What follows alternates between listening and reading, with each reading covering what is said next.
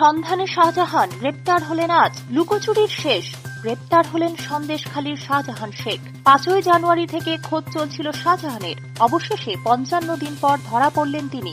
কার বাড়িতে ছিল, কিভাবে ছিল, কোথা থেকে অ্যারেস্ট, এটা তদন্তের বিচার্য বিষয়। আপনি জানেন, এটা আমরা এক্ষুনি রিভিল করব না। আমরা কোর্টকে জানিয়েছি। সেকশন তো 147, 148, 149 অনেকগুলো কেস হয়েছে, আপনারা জানেন। সেই কেসগুলোর রেফারেন্সটা আমরা দিয়ে দেবো, আপনারা কোর্ট থেকে পেয়ে যাবেন।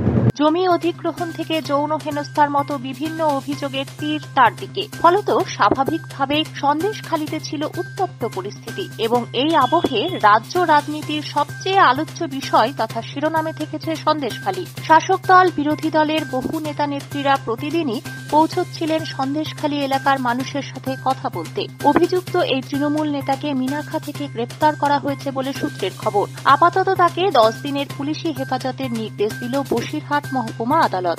আইনজীবী রাজা ভৌমিক জানিয়েছেন, আমরা বেল চেয়েছি, কোর্ট কনসিডার করে 10 দিনের পিসি অ্যালাউ করেছে। আর আমরা 41 পিটিশন দিয়েছি, ইনভেস্টিগেশন যেন লয়ার থাকতে পারে সেটা কোর্ট অ্যালাউ করেছেন। আর 2008-এ সুনারেস্টেড অন রেকর্ড, যেহেতু সাবজুডিস ম্যাটার, ওই ব্যাপারে কোনো মন্তব্য। Bureau report, Nobel Bangla.